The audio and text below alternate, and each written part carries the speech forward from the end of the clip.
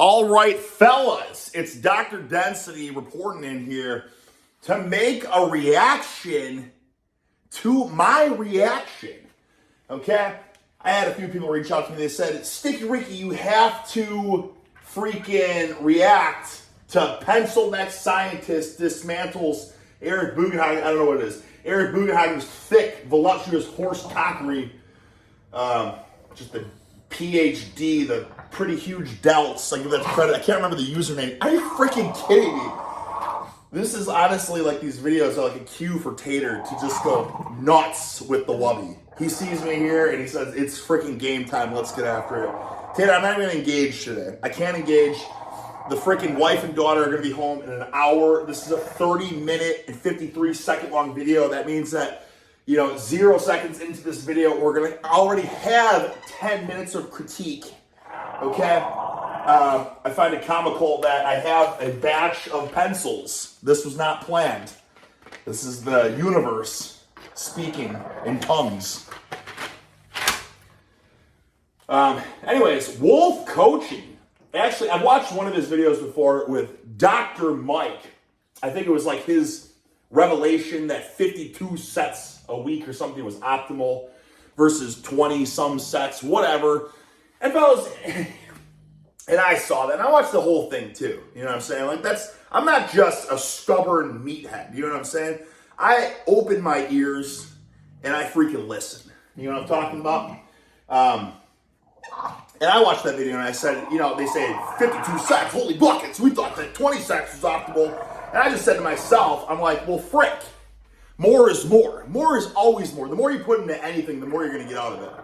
I believe last time I made a video, it was freaking Tater growling at me while I was talking about more is more. The more you put into anything in life, the more you freaking get out of it, right? If you want to excel in freaking, the competitive wrestling, for instance, the person that wrestles more in their free time is going to get better than the person that doesn't. You can say, but isn't he overtraining? It's like he's mastering the skill of wrestling, right? And lifting, it's like the same thing. In a way, you're mastering the movements. I came to that conclusion 10 years ago. I was like, holy buckets, when I do lifts more frequently, I make gigantic strength gains. And, your CNS gets more efficient. You're freaking mastering the movement pattern. Your body's getting more comfortable horse cocking max loads. You know what I'm saying? It's like, but you're not gaining any muscle. Yeah, but you're putting a freaking 100 pounds on your lift by getting more efficient with this particular movement. So in the end, will you gain more muscle after you master the lift and put 100 pounds on the movement? You know what I'm saying? It's like, no, you're just getting more tech. God dang it, Tater. Please, I don't even know what to do. Yes, you are making strength gains because you're becoming more efficient at a movement pattern. But at the end of the day, once you become more efficient at the movement pattern and you are freaking locked in, you know exactly, the angle, the arc that you want to press at, you know how to engage the freaking lats with the bench and all that, with the deadlift. You know exactly the best freaking amount of rounding in your back. You know exactly the best setup so you can hoist max leverages. You know that the end goal, you're going to be lifting 100 more pounds. Now, lifting 100 more pounds time and time and time again, is that going to lead to bigger freaking gains? I would like to think so. Versus not mastering lift, sucking at it. Yeah, you're going to be using a lot of brute strength, but you're also going to be lifting substantially less weight. You know what I'm saying? So again, the more time you put in anything, the better you're going to be. And that includes lifting weights, okay? Even doing the most simplest of movements, like a curl, right? Then it's the bro science, the mind-muscle connection. Eventually, you just learn the perfect way to, move your torso for the peak stretch. And, oh man, when I curl this way, I get a bigger stretch than when I curl like so, right? So you're just figuring out all these things because you're spending more time. You're mastering your craft, and that's just horse cocking weights. Fellas, I really don't want to make the growling and the wubby a thing. I have no control of this. Like, it's literally driving me nuts.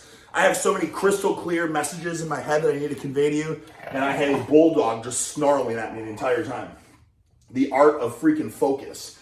Now, anyways, these videos do look intriguing, and maybe I shall watch more Wolf coaching videos. If I understand correctly, he is indeed a scientist.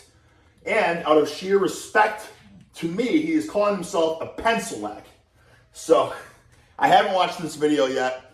We'll see what it is. All right. But I did see one thing going to it. Only 1 hour per week, train less and gain muscle. How to train smart. That already just sickens me. I want to vomit just reading that. Nobody is training 1 hour per week and gaining more than if they're training 3, 4, 5, 6, 7 hours. You know what I'm saying? Unless in this video it's like, oh, just go full. You know, it's disgusting. Maybe we should just watch this video instead, in all honesty. You know, I don't care about this. They're going to say, oh, usually, you know, I don't even know what they're going to say. With Premier Protein. So let's get out with the commercials, shall we? Okay. It's a good angle. Oh, I don't know, I was going to say something, but it looks like we can skip the ads, so let's just get right to it, shall we? He's got the logo. He's got the fancy logo. Today, I am reacting. He's got the freaking ginormous sweatshirt. The neck girth looks good in proportion to the head, but the collar is a bit loose, okay? Now that's the thing, guys. Like on camera, when you look at someone, you can't tell how big they actually are. So you have to go off of other cues. Like you have to compare them to the doorway. You know what I'm saying? You have to compare them when they're lifting a barbell. You have to see like how high do the 45-pound weights go to their kneecaps. Are the 45-pound weights going higher than their kneecaps? You know what I'm saying? Is the neck hole just loose as a goose, or is it strangling a thick bulbous neck? You know what I'm saying? I have a tape measure right here. And I will say this. Frick. Let's see something right here. Oh, you know what I'm talking, we're about 22 inches. 22-inch thick girth. You bet your buns I put that shirt on, that thing ain't hanging. That ain't loose. You bet your buns on that. Into an absolute mammoth, horse-cock leviathan of a man. All right, so I like where this is going already. Okay, but this tells me something. This tells me that he's going to probably talk a lot of smack about me. Because a lot of times, you know, when people screw you, they got to butter you up first. You know what I'm saying? They got to loosen you up before they screw you big time. You know what I'm saying? You be lurking in the lagoon sometimes.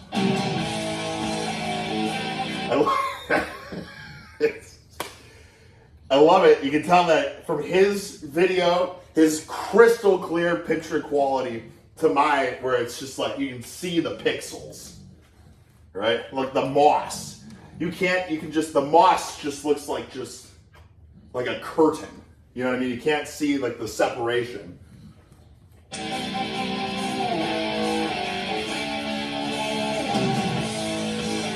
Hell yeah.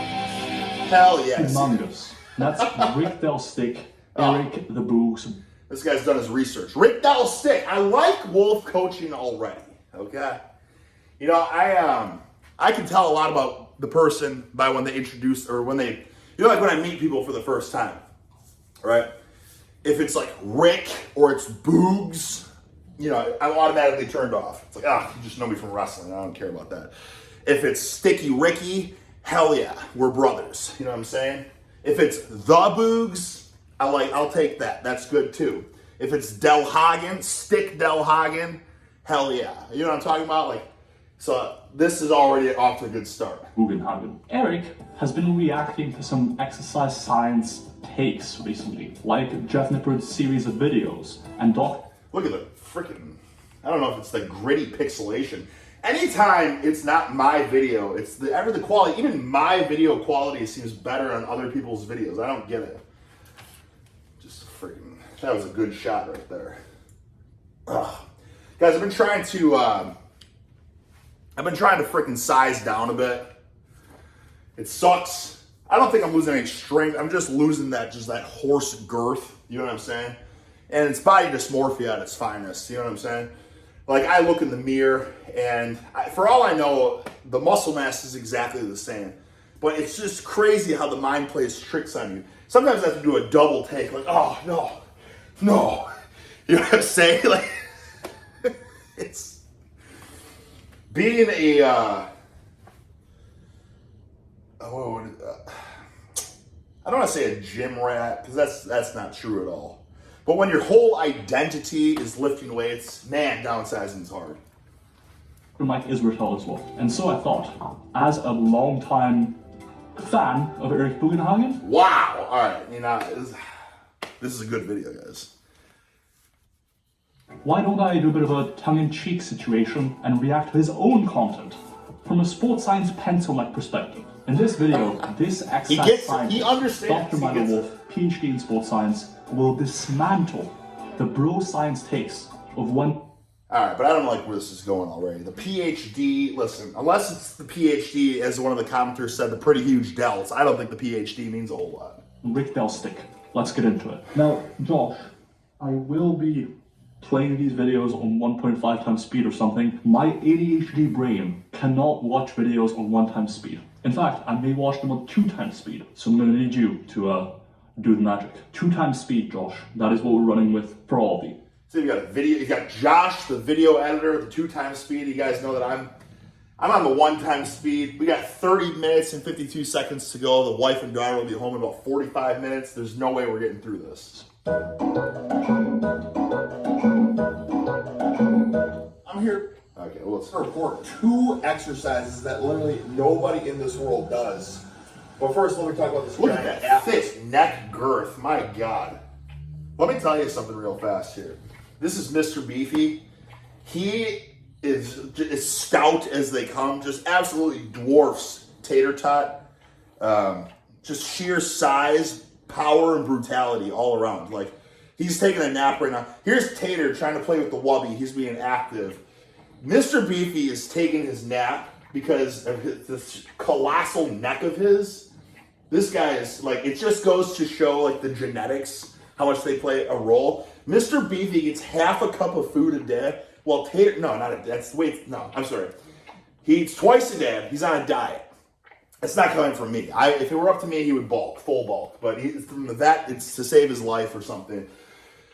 Twice, he's eating 2 meals a day, half a cup each meal. So he's eating a total of 1 cup of food a day. Meanwhile, Tater Tot is eating double the food, twice the food, 2 cups versus the 1 cup. Mr. Beefy seriously probably has like 20 pounds of girth on Tater Tot. Yet they live the exact same lifestyle for the most part. You know, they're the same size, but holy buckets, like his shoulders are so freaking broad. And he has a tiny little waist, okay? Like huge V-taper. Meanwhile, Tater Tot, while he is muscular in stature, he doesn't have the width. Do you know what I'm saying? It's just like, it just goes to show like how much genetics play a role with, you know, creature to creature. But the funny thing is we've been trying to walk him more, you know, because he's been really just suffering with sleep apnea and just getting infections, and his eyes are just bloodshot. I don't think he gets any rest. He doesn't take walks. We have to like literally drag him outside to walk him. But he's been going for like, I don't know, a half a mile walk a day. And he's already getting so freaking slender and just powerful. And now because he's probably lost like 4 pounds since going on like 1 half-mile walk a day. He's already lost 4 pounds. And this guy is so freaking powerful and explosive and just aggressive. It's not in a bad way. Like, it's not like, it's the sweetest dog in the world. Like, he'll give you licks and he wants pets and like super sweet. But I'm talking about with his brother, Tater Tot. He is just like, they tussle to have fun, but he just absolutely freaking dominates Tater Tot. It's just insane. So when I'm holding, look at the size and girth of this specimen. Look at the freaking shoulders on this guy. Look at this freaking girth. Look at this, almost as wide as I am. Very suitable name for this hunk of pure muscularity and explosiveness. And he has a brother named Tater Tot who's currently getting neutered at the moment. And we're just fostering him until they find their forever home. So if you guys are in like the Central Florida area and you want these 2 stout specimens, just leave a comment below. But let's get back to the exercises here. So I like this video already. This is watching a video of Mr. Beefy. 2 minutes in, 15 minutes down on my video. Those 2 exercises that literally nobody will ever do. And it's because... First off, that is wholesome as shit. And just as a fun trivia fact, I've actually been following, to an extent, Eric Bugenhagen since he was a much smaller, both literally and also on the web's presence. And I mean, I remember following him with some friends who were into lifting at the time when he had 2,000 subscribers. Oh, wow. He posted his first videos, and I just love the attitude, the silly lifting. That's pretty damn cool. What a trivia fact. Now, here's the deal, okay? This freaking Zercher deadlift, look at this video, single-handedly got him into Winter Sun, okay? Which is hilarious because this Time album, actually, when did that come out? Time. Yeah, they're supposed to come out with like a follow-up album, and now it's like 10 years later, and the album is still yet to come out. But man, talk about a freaking chain reaction, huh? So this guy watched the Zercher deadlift videos, and it inspired him to hit the laboratory and find ways to get jack, stack, succulent, and dense. I mean, that's a brotherhood of steel. You know what I'm saying? And it was fun, but overall, I gotta say, a bit biased because I like Eric's personality as a whole. And by the way, he's a big dude. I saw him at the Arnold, big guy. Without further ado. Why the frick didn't you introduce yourself then, brother? My goodness, listen. I like meeting people in person, you know what I mean? Because, like, we all look at these videos, and you're like, oh, man, like, this guy's, but, man, he's not nearly as jacked as this guy. And then you see the people in real life, like, oh, my God. Like, I don't know how many times I've told you guys, or how many times I've heard, I'm sorry, I can't focus. I got the dog snoring, you know, Tater Tot, thank God, has chilled out with the wubby. I can have crystal clear focus. I had only 4 scoops of instant Folgers. That seems to have the tremendous amount of pesticides and fungicides now. I think they're like eating away at my brain because I've found it harder to focus as of late. I had to scarf down a handful of tortilla chips before this video because it just wasn't, I just didn't have the brain power to do this. And as you can see, you know, we're 17 minutes in. Nothing has been talked about so far. But anyways, I don't know how many times I've had it where you meet people in real life. Oh my God, you're so much bigger, and that's just the curse of the internet. You know what I'm saying? Because you could be 160 pounds, and if you're lean, then you just look like a freaking behemoth. But you could be 300 pounds and soft as a. Man, the fungicides are really eating away at my brain. Soft as a freaking pillow, I suppose. I don't know. And you'll look like you don't even lift. You know what I'm saying? Let's get into these 2 forgotten about exercises that are supposed to be crazy effective. It's humbling, okay? But it will make a freaking beast out of you. Okay, first exercise, boys, is the ultra deficit stiff-legged deadlift with 0 knee bend. In an age where everyone pulls ultra-wide sumo stance with a freaking noodle deadlift bar, be the chook that pulls the stiffest of stiff bars in the gym while standing on. I don't think Josh sped it up 2.0. We're watching this at 1.0 speed right now. Upper plates with absolutely 0 leg drive. Fellas, this is gonna light up your posterior. This guy, he's just bewildered in the back. He needs to put a little meat on him. I would imagine that he'd probably be better off getting away from the cable station here. I don't know if you guys have ever noticed that, but you look at your surroundings of your local gym that you go to, and what's the busiest area? It's the cables. You know what I'm saying? It's the cables followed up by the light dumbbells, followed up by, what else is another thing? Oh, like the hammer strength or like the leg extension and stuff. So that's what it is. You know, it's the cables, it's the medium dumbbells, and it's like the leg extensions, you know, the leg curls and all that. So what you got to do, guys, you got to see what people are doing. Like, all right, that's what they're doing. Then I need to go to the heavy dumbbells. I need to stay away from this cable area for the most part. And instead of doing the hammer strength leg curl, I need to do the stiff-legged RDL or stiff-legged deadlift. You know what I'm saying? You do those things, you'll be good. You know, I always give people the advice that if you want to be freaking top-notch head honcho, then watch what everyone else is doing, okay? And don't do that. Take that and freaking double it. You know what I'm saying? Because for the most part, everyone else here, they're mediocre. You know what I'm saying? And that's not like slander or like preaching from a soapbox or anything like that. I'm just saying, like, the strength you see at the gym, the physiques you see at the gym, the level of achievements in athletics that you see, it's just, you know, it's like the run of the mill. So you watch what they're doing. Like, okay, they come to the gym, they lift, you know, for X amount of reps, X amount of sets. They're doing the cables, they're using these dumbbells, and I see them in the gym here, you know, 3 times a week or whatever like that. So what you do then is you freaking double the sets, you double the amount you're in the gym, and from like that alone, you're probably going to be better off than them. Because what did I say at the beginning? More is more. You know what I'm talking about? Like, yes. People are like, wow, but you can overdo it. I saw something, it was this like post about something I said. And I was like, more is more. I don't give a frick who you are. Like, the more you put in, it's the same thing I just keep saying. How many times am I going to say this in the video?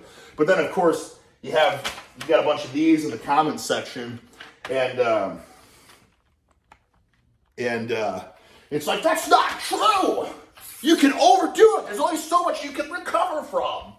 It's like, yeah, but have you ever pushed it? How would you even know?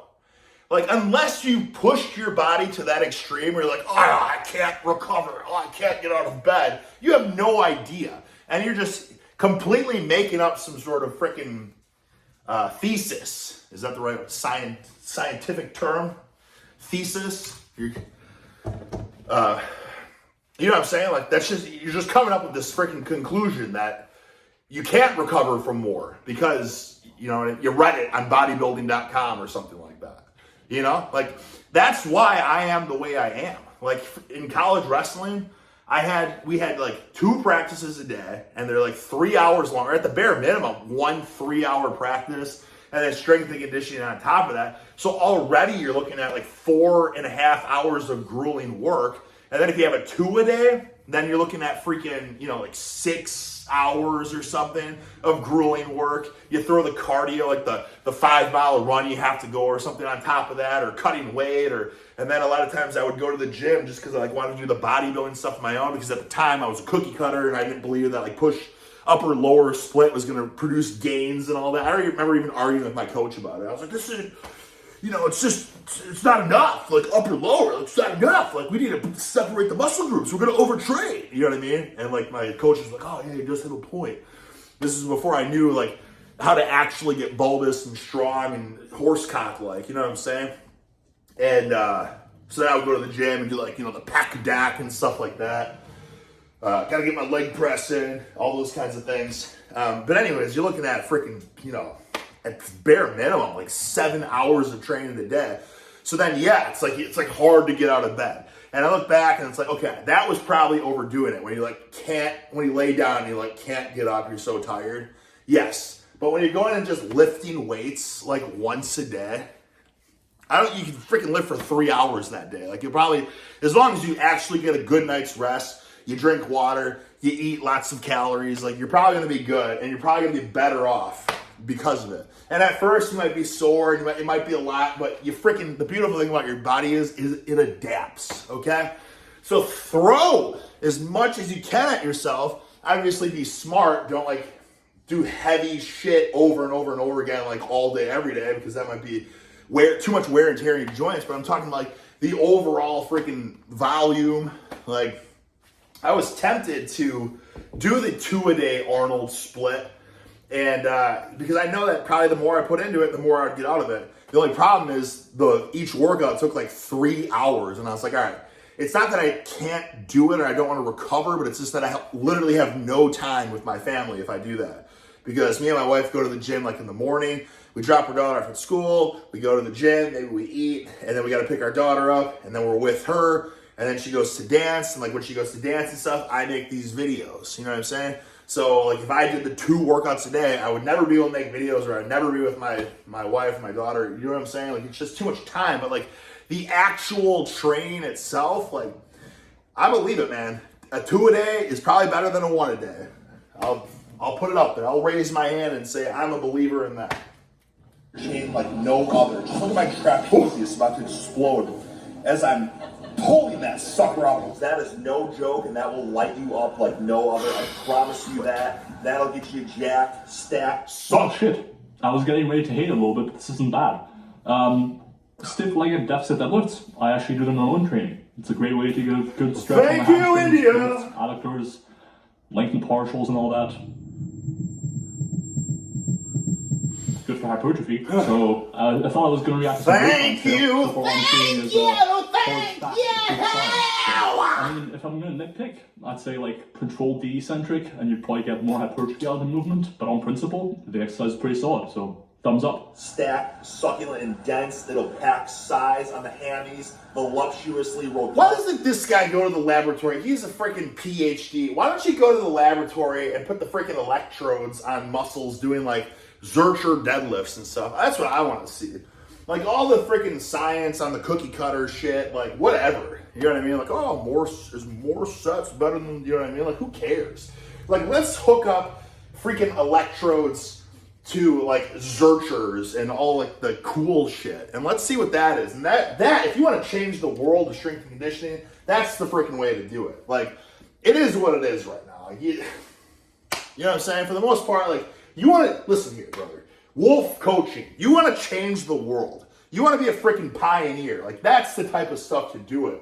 Like, balls to the walls, full cojones, 1 rep max, Jefferson deadlifts. Like, let's hook the freaking electrodes up to that and take a bunch of pencil nets and have them do that shit and see what happens. You know what I mean? Like, we don't care about putting some pencil nets on some leg extensions and seeing their freaking growth. Like, let's do that stuff. That's the groundbreaking stuff. That's what I want to see. Glutes, trapezius up the wazoo. Okay, you combine that with this next sucker. I'm talking heavy dumbbell walking lunges. Extra brownie points for doing this with 0 straps, fellas. I'm talking about getting your freaking leg work in on top of. Guys, you know that I'm a fan of crunch shitness. There's a lot of them good ones around my area, actually. This one kind of sucks that I'm at the moment. But I'm surrounded by like 6 crunch shitnesses. And I just found one that has like 4 deadlift bars. They have like a belt squat, like lever deal where I'm gonna do all sorts of horse cockery with like Zerchers and Ukrainian deadlifts. Just lots of cool stuff like that. But the biggest hindrance for the most part is that at crunch, these dumbbells only go up to 125. Okay, so I joined a gym that's about to open in a few days where the dumbbells go up to 150. Now that alone is going to be a game changer because why is that? The ceiling is higher now to strive for peak horse cockery. We are created by the environment we're freaking living in. Do you know what I'm saying? Like, how much of a horse cock are you going to be if you go to a gym that has 200s? Even if you don't use them, you go to a gym that has 200s versus going to a gym that has like 100s. Or even like Planet Fitness has like 80s. Like, that's the heaviest it goes. If I go to a gym where the heaviest dumbbells are 80s, you know what I'm saying? Like, okay, I've already maxed those suckers up. If I go to a gym where it's 200s, I'm going to freaking fight tooth and nail everything in my spirit and soul to muster up the cojones to toss those suckers around. You know what I'm saying? Even if you're just picking them up and trying to farmer's walk them, dumbbell rowing them with no straps, picking them up, like trying to shrug them with no straps, taking them, benching them in position, and like just doing all that kind of stuff. And that is like one of the biggest factors that's going to take you to the next freaking level. It's like the equipment that you have in terms of like, how freaking, like, what is your goal? Because at the end of the day, the goals are what are going to make you great and take you to the next level. I don't think it's I didn't let Wolf Coaching put one single critique in yet, but that's beyond the point, okay? I'll tell you right now, whether he says more reps, more sets, control the negative and all that, I don't think it freaking matters, in all honesty. I think what matters is these dumbbells only go up to 125, so I'm walking, lunging the 125s, whereas if I'm at a gym with 150s, you think I'm stopping at the 125s? Or now am I looking at 125s as a warm-up set, whereas the goal now is walking lunges with the 150s? I think that's going to make the biggest difference in terms of your freaking horse girth. Your trapezius work, your grip work, it's like you're doing a heavy-ass farmer's walk. All right, here's the deal, too. This drives me wild. I got to call my wife out on this all the time, too. Look at this guy sitting on the bench. He's got one plate, don't tell me, like, listen, and it's not even a disrespect to the one plate, but the one plate is telling me that he's not even trying. Because he's sitting on his phone, he's looking at his phone, first of all, so he's not even locked in the zone. Like when I have my best workouts, I realize it's like, oh shit, I didn't even look at my phone this entire time.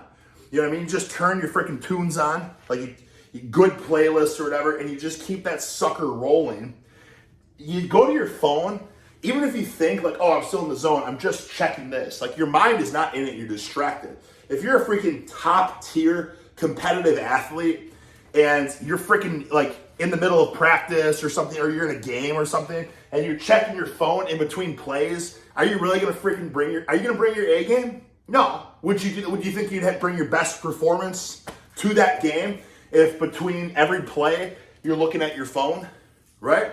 Are you in the freaking game then? No, you're not. So when you go to the gym, and that's the thing with these people too, it's, oh, less is more. You go to the gym, you only need 1 hour. But then you go into the gym, I bet this guy's a believer that you only need 1 hour. And what's he doing? Within that 1 hour, he's freaking dilly-dallying, scrolling through his phone. He's got the one plate on, you know what I mean? At least why not one plate and 2.5s? You know what I mean? Now maybe I'm too quick to judge. Maybe this is his first warm-up set. But for the most part, people are pretty, like one plate. And then what do you know? Next is going to be one plate and a 10 or one plate and a 25. Like, why don't we freaking do the cheat codes where, like, if that is indeed his first warm-up, this is something to think about. This is not even him. I think the phone one was a good point. We can't jump to a conclusion just by looking at the one plate. Now, if this is purely his working sets with the one plate, but we don't know that, so we're not going to jump to that conclusion. But this is a tidbit for you guys. If you're going for, say, an incline bench, 315 is your goal, right? And you always warm up 135, 185, 225, 275, and you just can't hit 315. Every time you fail Tater, my goodness. What if you start with, instead of like a 45, what if on the I don't know, wherever you put it. You could even put it on the inside, so you don't even look at it when you're putting the weights on. You put it 2.5. So instead of starting with 135, you're starting with 140. And now you're putting your 25 on, then your another 45, and then your another one, and then, you know what I mean? So that when you're going for your top set, you're like, wait a second. Instead of doing 135, 185, 225, 275, now I just did 140, 190, 230, 280. And now you're jumped to like 315 or whatever, it's going to be a little easier. You know what I'm saying? Like, it's just that psychology. Because at the end of the day, guys, I said it once, twice, thrice, it's a freaking mindset. So depending on like how you mentally approach these warm-ups is going to dictate how those top heavy sets feel. Like that's just the freaking truth. And I've proven to myself that time and time again, because the biggest factor, or the fact that I can say that, is I've always hit my bench PRs when I utilized resistance bands for additional tension. So when I put the bands on for more tension, I'm still doing the one plate, 135, and then I'm looking at 185, 225, 275, 315, 365, but only because these jumps with the plates, like I already have that ingrained of how that's going to feel. But when I have additional band tension on, then I'm like, oh, frick, that's heavy. I'm like, wait a second.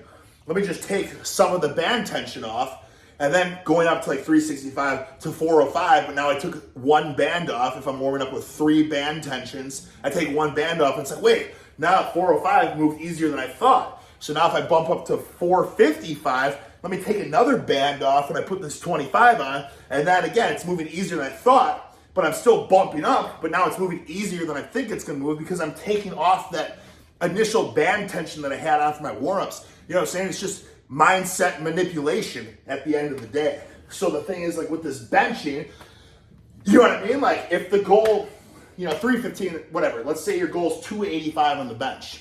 So instead of starting with 135, 185, 225, what if you just started with 145, right?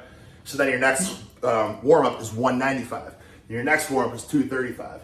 And then your next warm-up, you know what I mean? It's just that 50-pound jump that you would normally do, but because you started at a heavier weight, it's like in your brain, like as you're going through your workout, you're probably gonna forget that you have that additional 5 on. So you're like, just another 25, just another 45, just another 25, just another, because our freaking guys, the subconscious is just an incredible thing. Like even if you think you're conscious of it, you have a super subconscious that's telling you like, it's too heavy, I can't do it. But if you're not like tapping into that, like, I don't think I can do it. If you don't have any doubt, that's when you hit those PRs. You can't think. You just have to be in the zone. All right. While getting thick, rotund horse quads. You know what I'm saying, boys? This exercise will make your ass more sore than anything you've ever felt in your life. I mean, fellas, maybe it's just my experience, but I can't remember the last time I've seen anybody in any gym I go to. I'm not sure I'm inclined to speak about how sore my ass gets on camera, but I don't think the lunge is the best exercise ever. I think the split squat is better in almost every way, except for the fact that you're using the... I like a Bulgarian split squat too, but the problem is with this, and was that on a Smith machine? Okay, but anyways, the problem is then you have to find something to put your back foot on, which is not a big deal, but depending on where you are, like if you go to Crunch Fitness, and well, if you're in the squat rack, a lot of times there's not just open utility benches, whereas any gym you go to is going to have dumbbells, and you can just freaking walk and lunge with them. It's like, again, it's like if we're going off of a freaking Jeff Nippard scale, it's like this isn't even in his scale, but it's like how easy it is to do this exercise should definitely be a factor. And it's like you can do walking lunges anywhere. You could grab a freaking sack of potatoes and do walking lunges down the street. You know what I mean? You could grab your freaking dog and do walking lunges down the street. Like you can do walking lunges anywhere. Whereas doing a freaking Bulgarian split squat, I do agree, is a fantastic freaking ass movement. I think I've even said that once on camera too, like, oh my God, best way for voluptuous ass is Bulgarian split squats. Another great movement.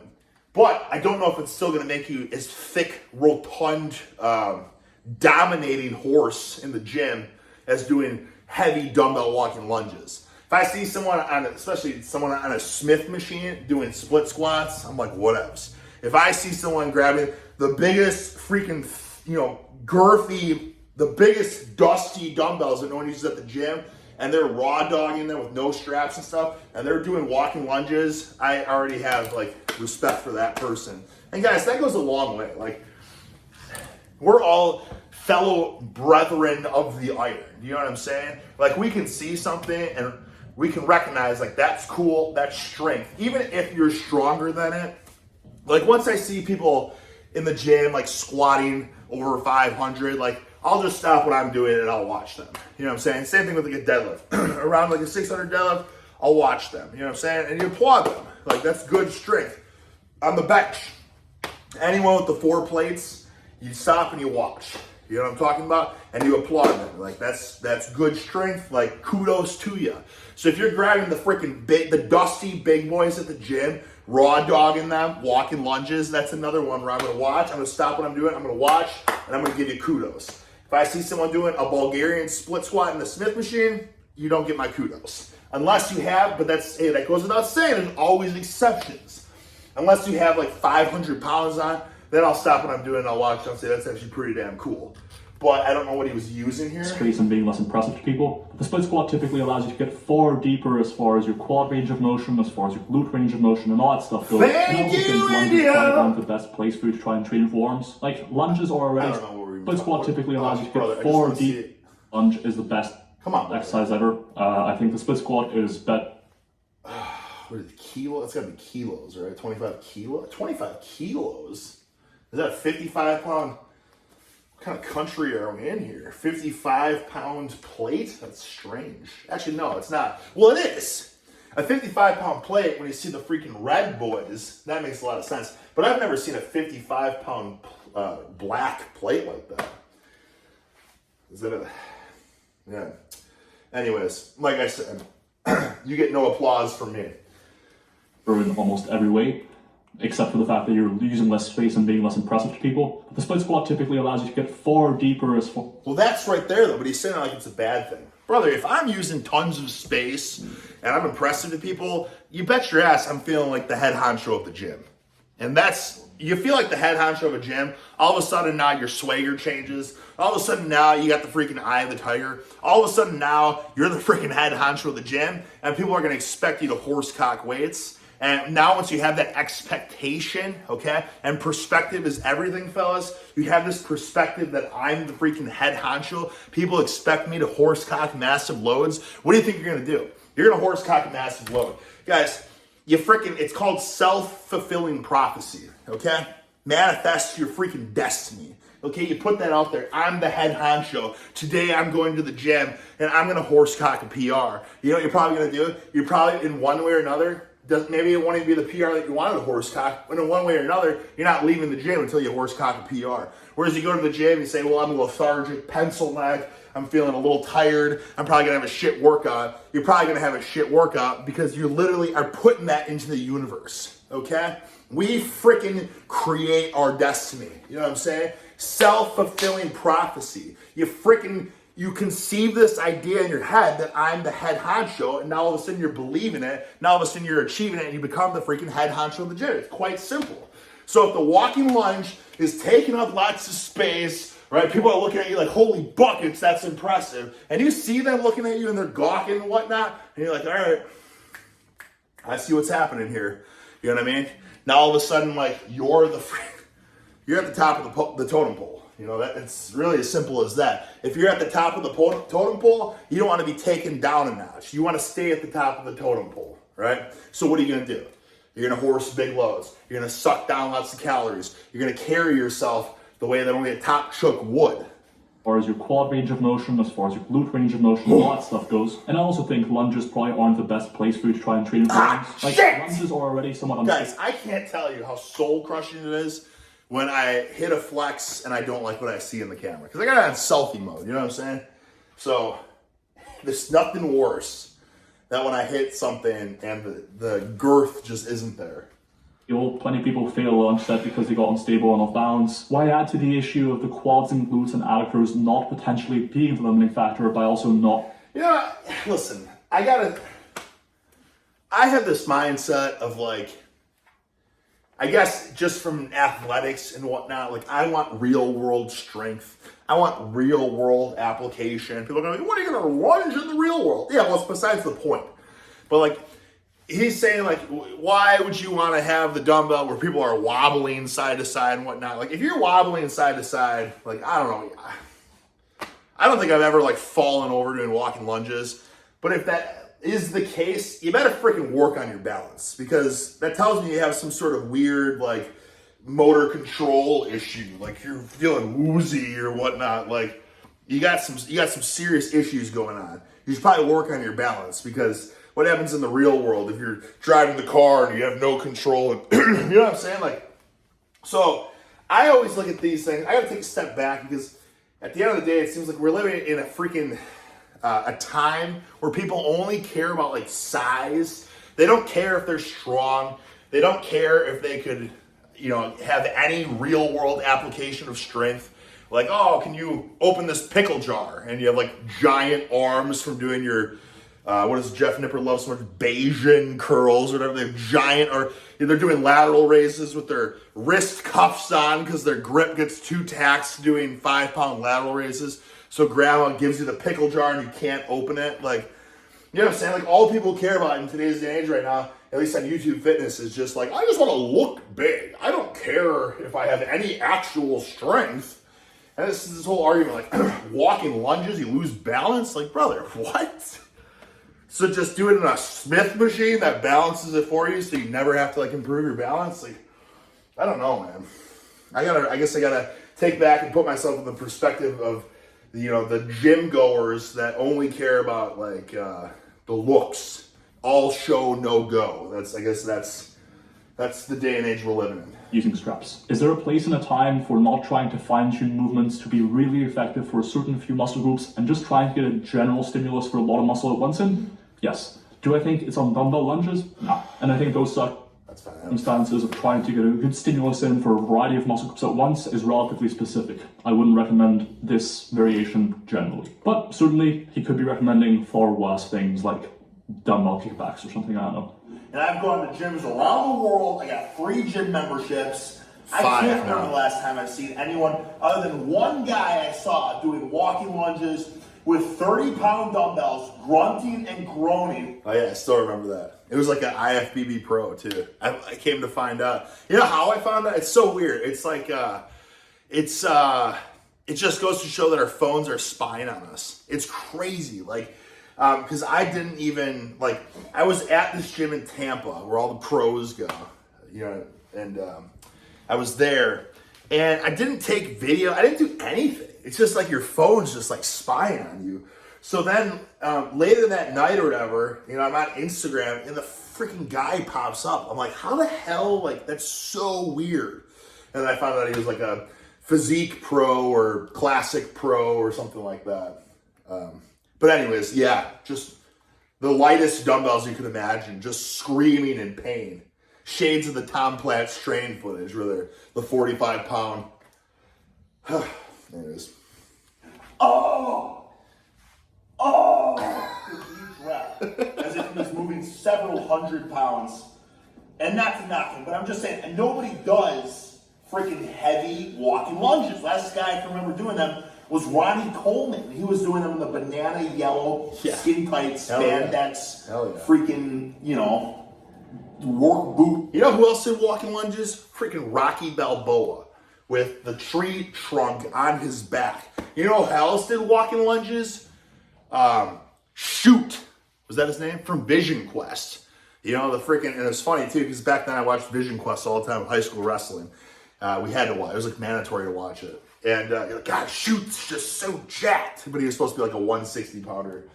Anyways, it's funny how your perspective changes. But anyways, he did the walking lunges up the stadium stairs with another log, I think, on his back. And what does that mean? Freaking Rocky, Vision Quest, Ronnie Coleman. Guys, the proof's in the pudding. Like, walking lunges are just badass.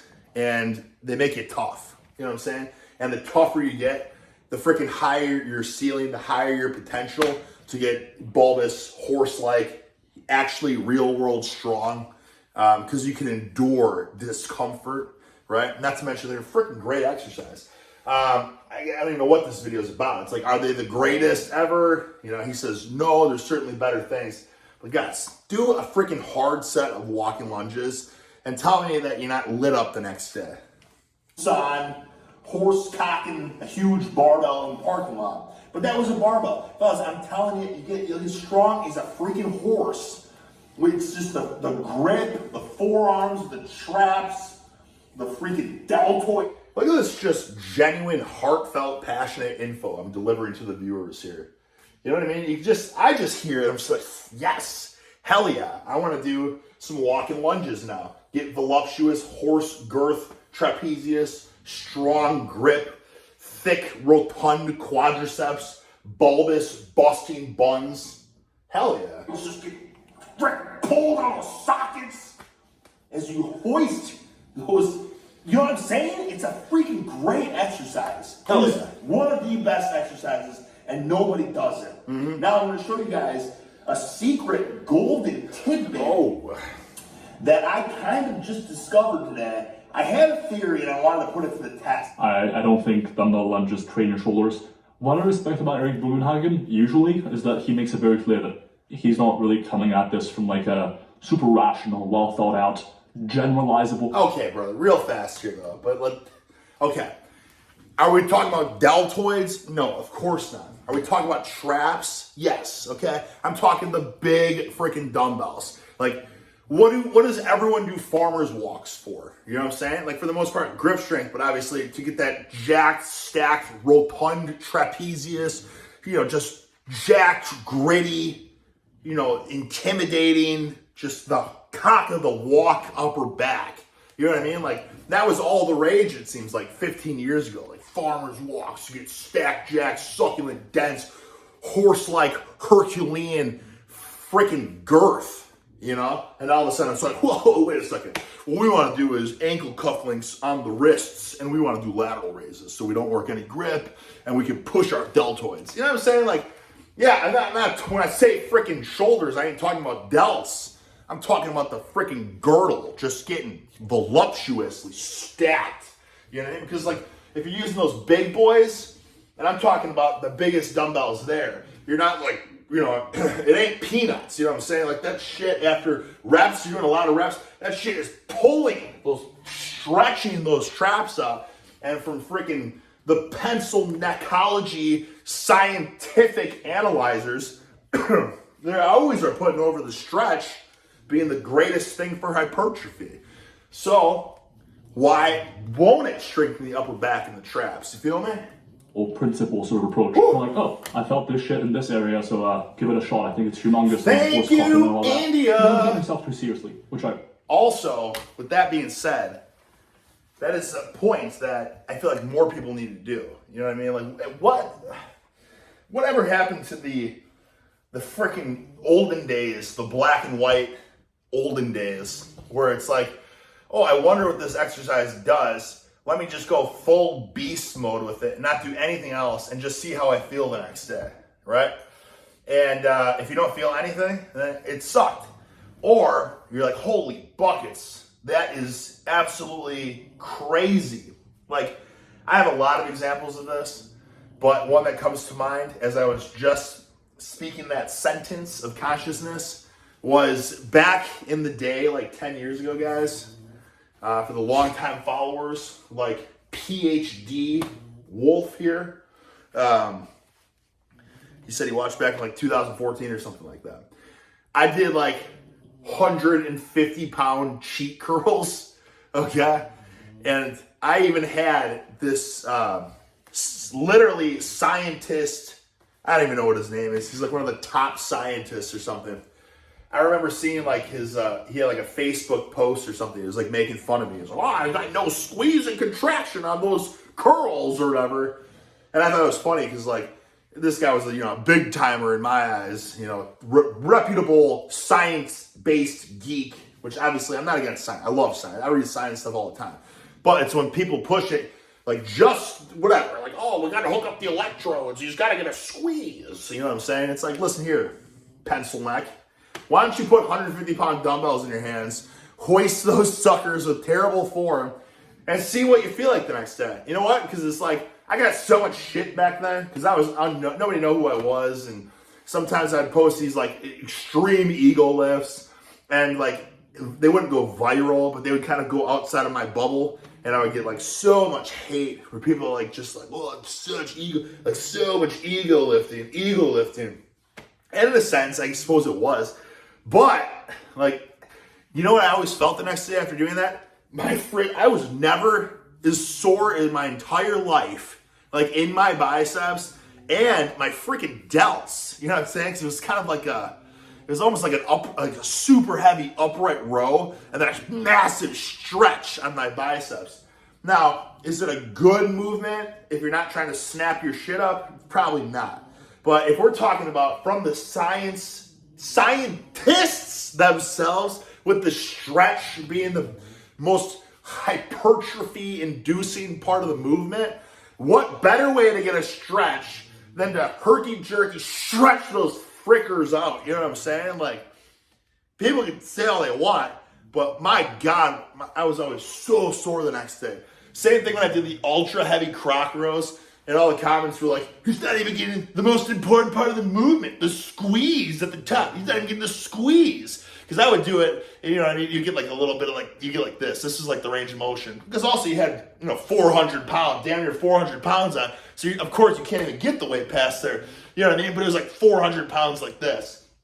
And it's like, he's not even getting anything out of it. He's not even getting anything out of it. He's not even doing the squeeze at the top.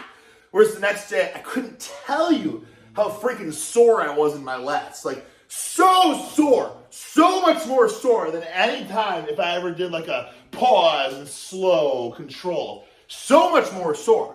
But nobody would know this because nobody actually experiments. You know what I'm saying? They just see shit and they read shit and like, oh, that's the right way. Oh, that's ego. That's stupid. He's wasted his time. Where's the squeeze? You know what I'm saying? Whereas I experiment with shit and it's like, holy buckets. Like, yeah, that'll get you freaking sore. And then here we are in 2024. It's like, oh, the lengthened partials are the best thing for hypertrophy. You know, this whole time, my ego lifting was just ultra extreme lengthened partials. It's pretty funny.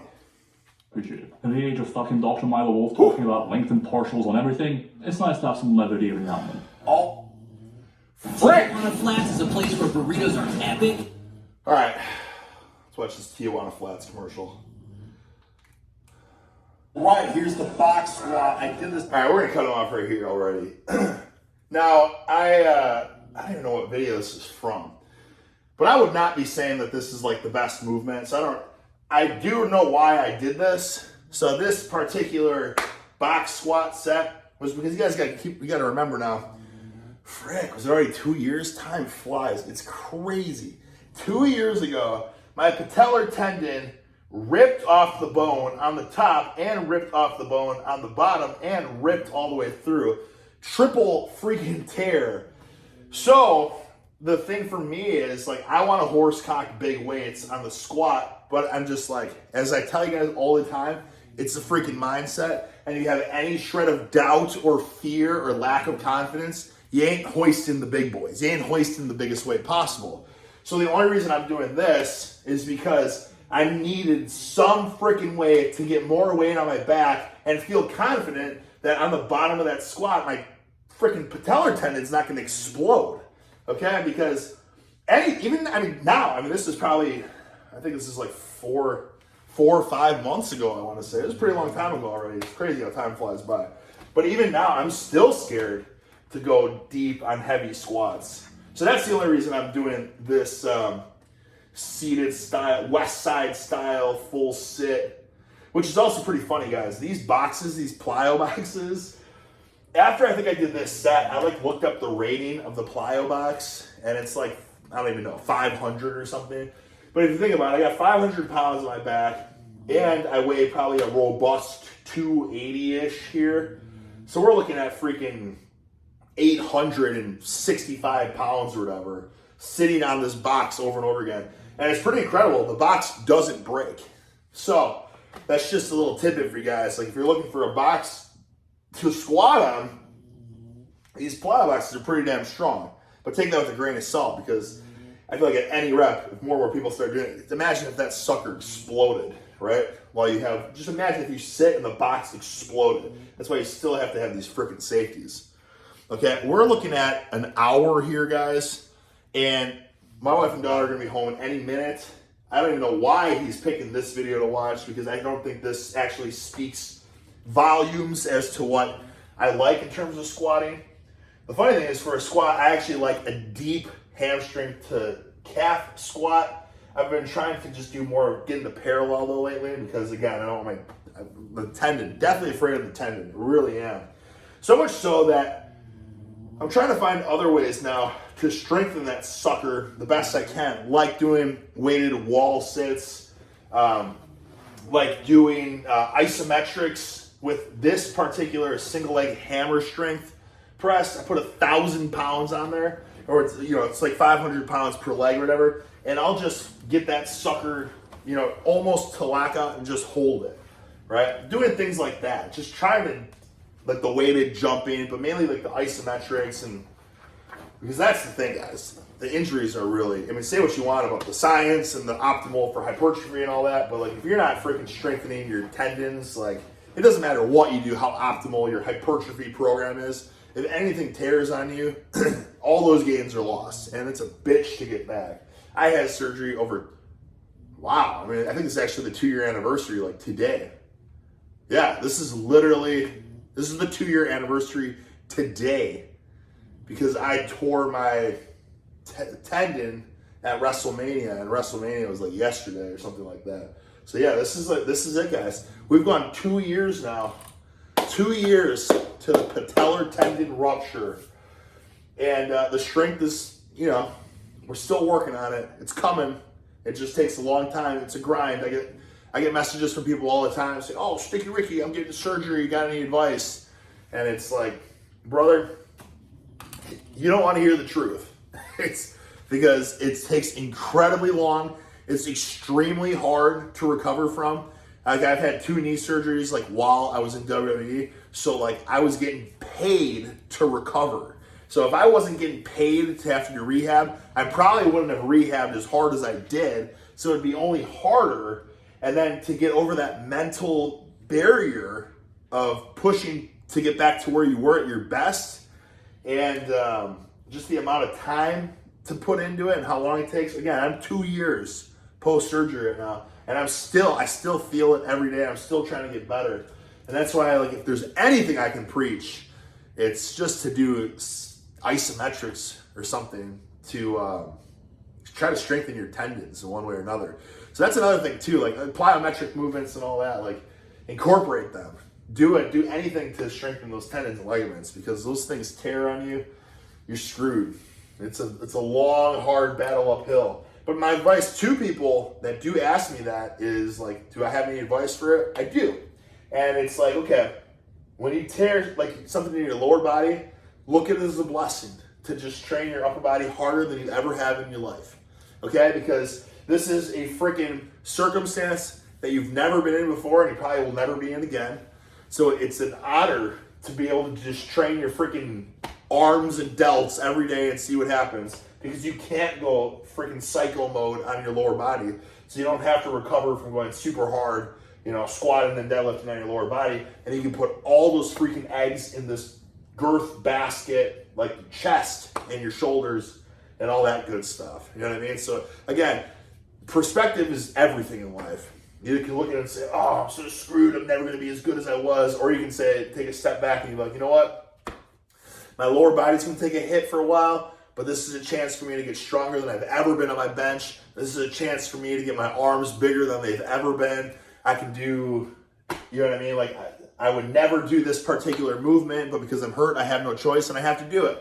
It's like when I was first after surgery, like I couldn't walk. I had to use crutches. I was like immobilized. So what could I do? I had to do the machines. You know what I mean? So it was like, this is an experiment. Like, let's just do like 2 hours of just like rowing machines and, shit like that. And I think anything, as long as you attack it as hard as you can and you're committed to getting better every single time you go to the gym, I think anything will give you gains. But it has to take that freaking mindset. You can't just go to the gym and be like, well, this is my optimal program, so I'm just going to go through it. It's like, are you really giving everything you can in that session? You know what I'm saying? Because some days, like if your program says this, but you have more in the tank, maybe you should just put more, use the freaking fuel that you have still in the tank, Let's see what he says about the squat. To the intention of priming up the CNS. Prime the CNS! Going into the semi-sumo stance deadlift. I'm trying to do the west side style where you sit back. So you really. I will say this, guys. If you've never done this squat before, the box squat, because there's 2 ways to do it. There's a way to tap the box, and there's a way when you kind of sit back, like reach back with your hips. And I was a really shitty squatter. I mean, I'm still not a great squatter, but I was really shitty, like in college, before I read about like the west side style box squat. And then with the box, like learning how to like reach back with your hips and actually sit, and then like kind of rock forward up to the squat, sit, rock forward up to the squat. Like that was an absolute game changer. It taught me how to use my hips in the squat. It taught me to be comfortable and confident with heavier weight, driving my knees out and sitting back. But because before that, for me, because again, I never had anyone that teach me how to lift. So like the first 10 years of my lifting, squatting to me was like just bending the knees. You know what I'm saying? Like this type of squatting. And it's like, God, why is squatting so hard? Why does it hurt so much? And why can't I move any weight? So doing this box squat this way.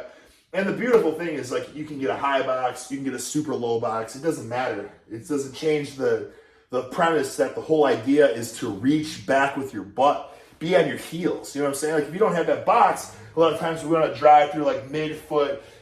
Even for me, like back when I was a noob, it was like balls of my feet. You're like lifting your heels off the ground. But with the box, you should be on your heels and really reach back. You know what I mean? Like a big freaking barbell on your back, but reach with those hips. And yeah, it's just an absolute money movement. It's a freaking great. You don't see anybody doing this at the gym. which is, they just don't know, I guess. You see people ego lift and do quarter reps on the box, but you don't see them actually like reaching back with their butt. Anyways, it's over an hour. This is, we're not even close. We got 7 minutes into the video. We got 30 minutes and 52 seconds left. Wife and daughter will be home at any minute. So I'm just going to stop it there. Maybe we'll pick it up. I'll make a part 2. But honestly, if you look at the length of this sucker, let's check this out real fast. This is an awesome way. I can give you the direct proof in the pudding here. Tape measure. We got a freaking impressive 13 inches. So if 13 inches, we covered an hour and 5 minutes. If we did another 13 inches, okay, that gets us to right here. So that's part 2. That's part 3. This is literally going to be a 4-part series covering this video. So why not though, right? I feel like listen, the beauty I think of these videos is it's not even about what we're looking at here. It's not even what we're watching. It just sparks conversation. It sparks ideas. Because it's about the bigger picture here. You know what I mean? Anyways, I'll give kudos to Wolf Coaching for being a true rat's nest infester turned PhD scientist. So he started off in the nitty gritty origins of the horse cockery, Zercher deadlifts, Jefferson deadlifts and all that, and inspired him to reach peak intellect. And that's pretty cool. Like I said though, let's change the world. And let's do some studies. If you're watching this video, I wouldn't mind being a test subject in the laboratory. Hook me up to the wires, full on Rocky IV, Ivan Drago style. And we'll show you some real horse cockery. And then you can show my progress next to Johnny Pencilak. That's a real study. It should be just a 2-person study. Thick Del Stick versus Johnny Pencilak. Who makes more gains? And it'll just be my program versus his program. And I think that's like, that would be a pretty revolutionary study right there. But we're going to end it there, guys. We got 13 inches into the video. 13 inches. We got 39 inches to go. So it's going to be a while, guys. We'll wait for part 2.